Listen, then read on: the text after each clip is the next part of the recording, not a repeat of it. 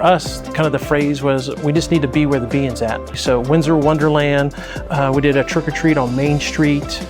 Anything the community hosted that we could be a part of, we did it, no matter what it was. Every event that we could find that was in the community that would possibly allow us to set up, we set up at. Really wanted to get a footprint in the community. So that really built up to Columbus Days, which for us is in August. And so that third weekend in August, we did Columbus Days on Saturday. We did a service on Sunday morning. Again, inflatables, pizza party, invited everybody in, a couple runs of postcards. And that was really what built us up, all those community events into this one big day.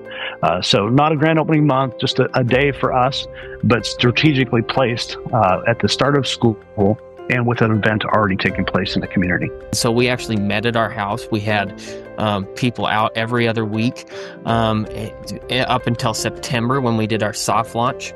We did a soft launch for 4 weeks. And that let us fix all the kinks. We didn't advertise our soft launch to anybody except just for our launch team. And then we had our grand opening. And once we had our grand opening, we did a full month of grand opening things where each week we had a different thing that we were encouraging people. We went through our vision, our mission, and our values in those 4 weeks. And then we did something specific outside every Sunday, whether that be with bounce houses, whether that be with bringing in food trucks, whether that be within doing a prayer walk. And then the last one was just, we spent a lot of time just praying on that last Sunday together that God would bless the community. We arrived in July. In October, we had 2 preview services in a house, in which we had visitors that we'd never met in both of those services, which told me, hey, just do church. People are going to start showing up. We had soft launch in late November, 2 months of soft launch, then grand opening in late January. For us, we simply, we did 3 pre-launch services, and then we marketed like crazy during that month.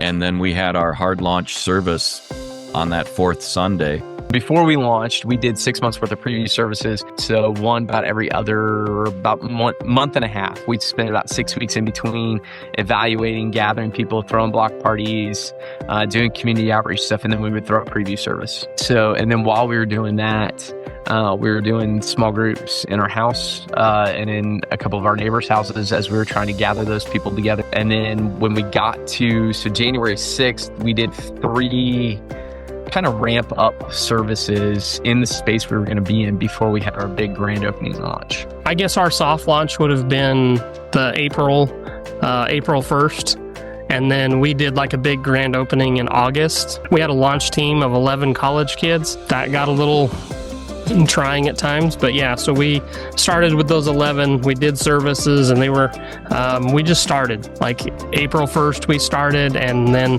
we had service every single Sunday after that, but then we did a big grand opening in August.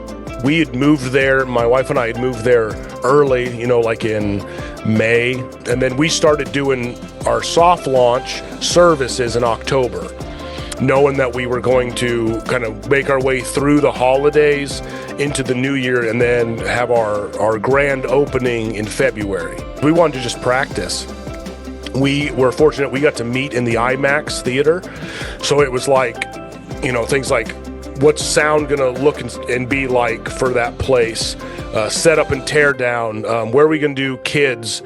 So that was a lot of the strategy of the soft launch, was if we can start meeting, practicing, setting up, tearing down, get a flow when we get ready to actually do a grand opening, we'll be good at it by that time, or at least pretend like we know what we're doing by that time. We were scheduled to launch on Easter of 2016, but we kept doing a community event starting in the summer of 2015 and through the fall, and because of that, people kept asking, when are you going to start services? When are you going to start services? So we moved it up. We started and had our first service on December 24th of 2015, and then we had the 6-week, what we called soft launch, and each of those 6 weeks we kind of did something different to either attract or to connect with people. So it gave us some repetitions, gave us some working out the kinks, especially when you're in a facility for the first time. Like, we didn't know, where do we plug this in at? What if we blow a breaker? What if we have more people? Where are more chairs at? If we need to start adding chairs. And so it just helped us work kind of through that plan A, B, and C for 6 weeks. And then our official launch